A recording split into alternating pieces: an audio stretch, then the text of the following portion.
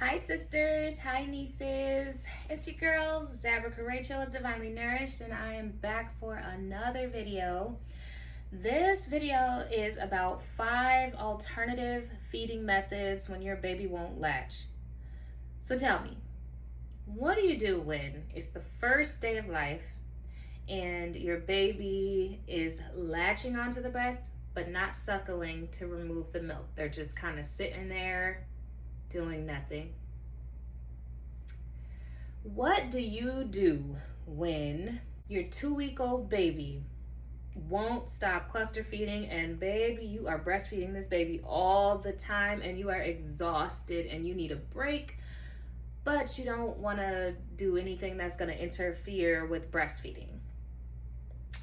Or how about you got a 3-month-old baby who you just left with grandparents for the first time for an extended amount of time while you got you some mommy time, and you come back and now your baby's mad at you and doesn't want to nurse because you left her for hours and now she doesn't want to go to the breast. What do you do when your baby is sick and their nose is stuffy and breastfeeding is uncomfortable and difficult for them because they can't breathe out of their nose? So they're coming on and off the breast, on and off the breast, and you don't want to interfere with the breastfeeding relationship. If you have these questions, I have these answers. So come on in, let's breastfeed the baby.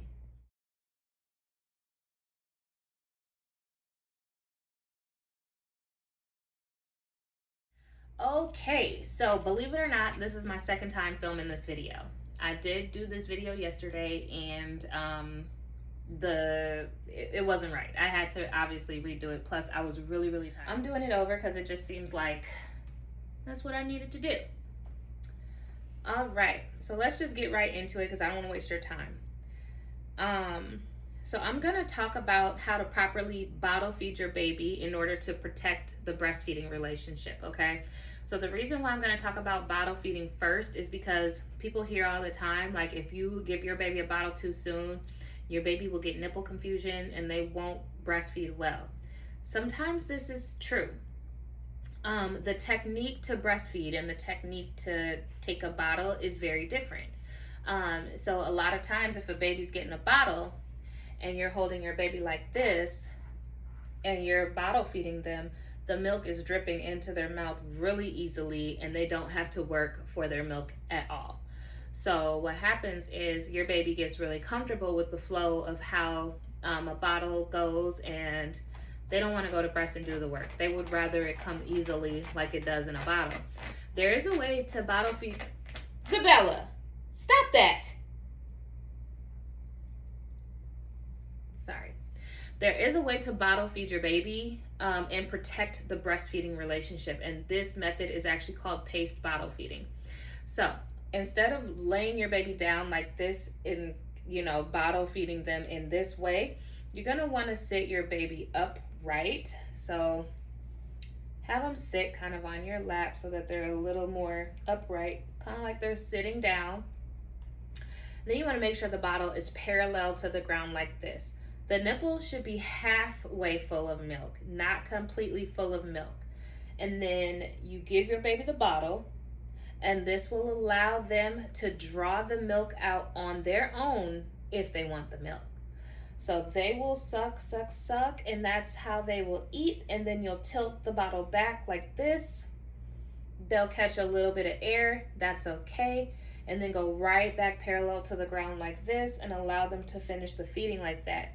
This really stretches the feeding out. It kind of, it'll go a lot, bottle feeding goes a lot longer when you practice paced bottle feeding, but guess what?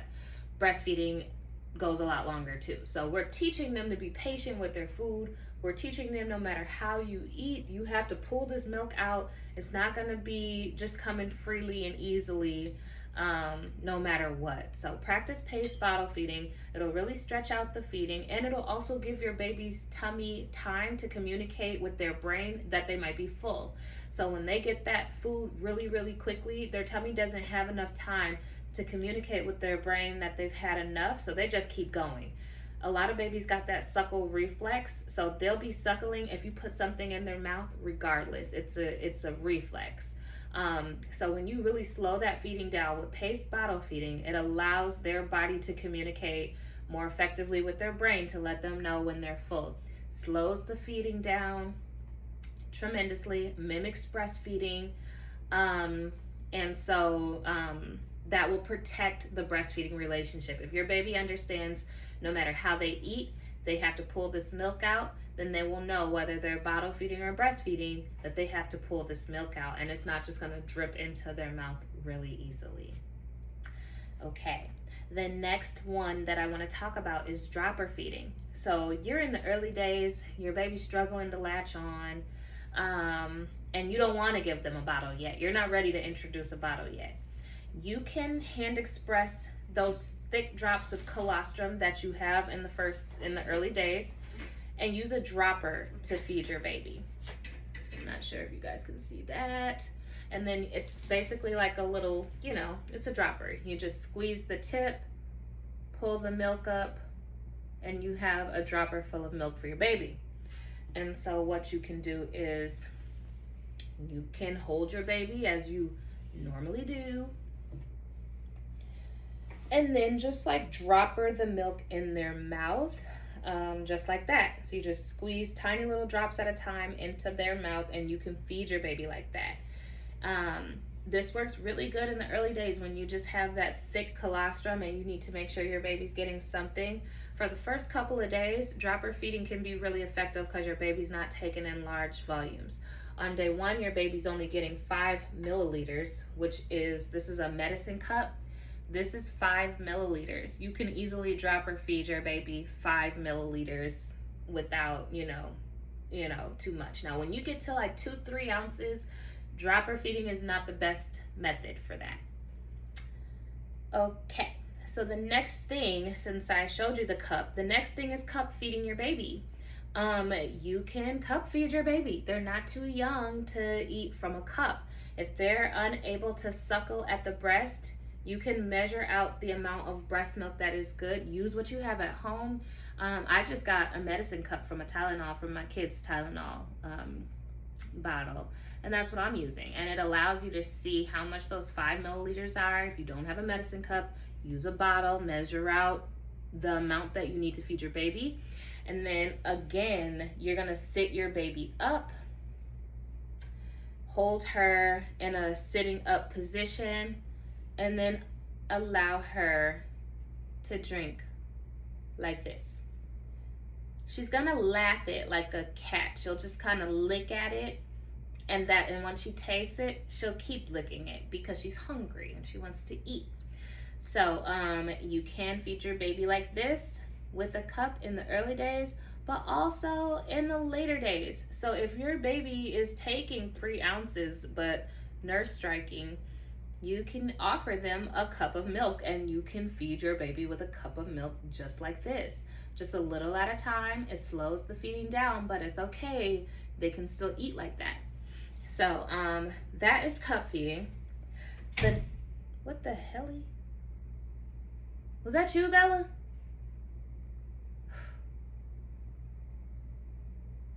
The next thing is spoon feeding. Give me 1 second. Let me get a spoon. Okay, I got the spoon. I bet y'all didn't know. Your girl is thicker than a chocolate malt shake. Okay, extra thick. All right, anyway, my babies did that, by the way. Okay, anyway. So the next way to feed your baby is with a spoon. You can measure out the amount that you want to offer, or you can hand express directly into a spoon. Those early days, just keep in mind, your baby just needs tiny drops of colostrum.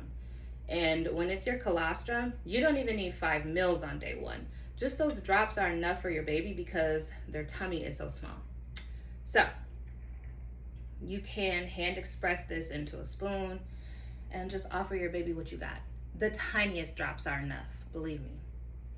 All right, so again, just like with the cup, you want to sit your baby up on your lap, kind of like in a sitting position, however is most comfortable. I'm demonstrating with a doll, so this is not going to be like the accurate way to hold the baby. You would literally just have like the baby in your arm, but in like a sitting up position like that. And then just like with the cup, You just let them lap it. Just lap it, lick, lick, lick, until the spoonful is gone. So that is how you spoon feed your baby. And the last method is called SNS. And I don't have an SNS available that I know of. So I'm not going to be able to demonstrate that for you today, but I'm going to drop a video from another creator who I will link down in the description box, who demonstrates how to use an SNS, which is short for Supplemental Nutritional System. And there's two kinds of these. So the first one is the long-term one that has an actual bottle, and it has a tube attached to it. And when your baby is at breast, so like if you don't have milk, that's what the SNS is good for. You can give your baby their supplement while they're breastfeeding. So you would attach that tubing to the actual bottle, and then your baby can breastfeed, and you'll stick that tube in the crack of their mouth, and they'll catch the complete supplement while stimulating the breast. But the one I'm talking about is very different. It's a syringe. So the syringe is going to be better if your baby struggles to suckle, to pull the milk through to do effective breastfeeding. And since we're talking about alternative feeding methods for your baby, if they are struggling to nurse for any reason at all, like if they can't pull that milk out by themselves, then the syringe SNS is going to be much better, because it allows you to push the syringe down and push the food into the baby's mouth. Once your baby's mouth gets full of liquid, they're automatically going to swallow. So they may not have the ability to suck and remove the milk, but they will have the ability to swallow once that milk gets into their mouth most of the time. So here's the video on that. Let me know what you think.